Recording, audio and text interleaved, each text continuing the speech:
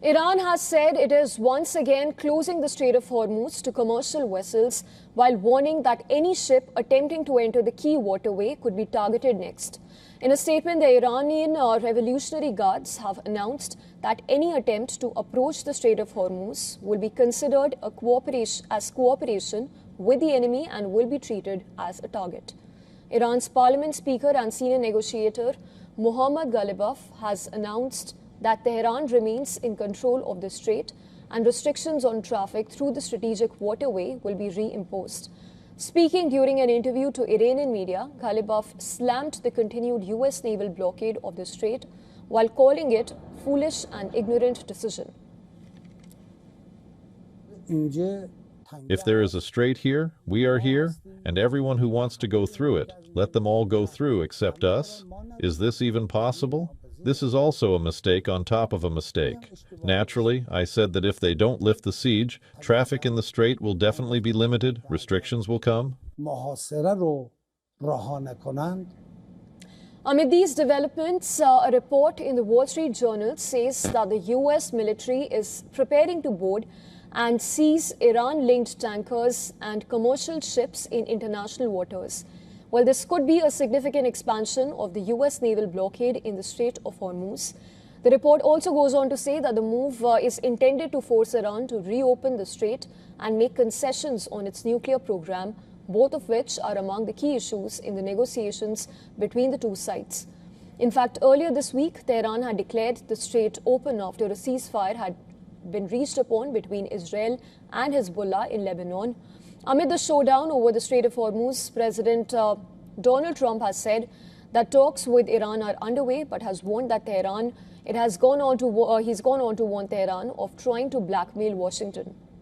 Speaking to reporters at the Oval Office, the US president said that Tehran was trying to get a little cute by trying to close the strait again. We have very good conversations going on. It's working out very well. They got a little cute, as they have been doing for 47 years. And nobody ever took them on. We took them on. They have no Navy. They have no Air Force. They have no leaders. They have no nothing. Actually, their leaders it is regime change. You call that enforced regime change. But we're talking to them. They wanted to close up the strait again, as they've been doing for years. And they can't blackmail us. And to discuss the ongoing developments and as far as the Iran-US tensions are concerned, joining us on the broadcast is Dov Zakim from Washington, D.C. He's been former Undersecretary of Defense in George W. Bush administration, and currently he's senior advisor at Center for Strategic and International Studies. Mr. Zakim, appreciate you joining us on the broadcast. Beginning first up with the latest statement coming in from the Iranian side, it says that negotiations with the US have progressed but far from final agreement. In fact, this statement comes right after President Donald Trump had said that the Iran ceasefire may not be extended if no long-term deal is reached by Wednesday. Your assessment as far as the ongoing statements, the ongoing situation and the latest statements are concerned? Well, first of all, it's pretty clear. I think the Iranians have made a mistake trying to close the strait again, simply because we, the United States, have the capability to continue this blockade. The blockade hurts Iran. It wrecks its economy. And ultimately, if they start firing at ships, and, they're probably going to do so, we will simply retaliate yet again.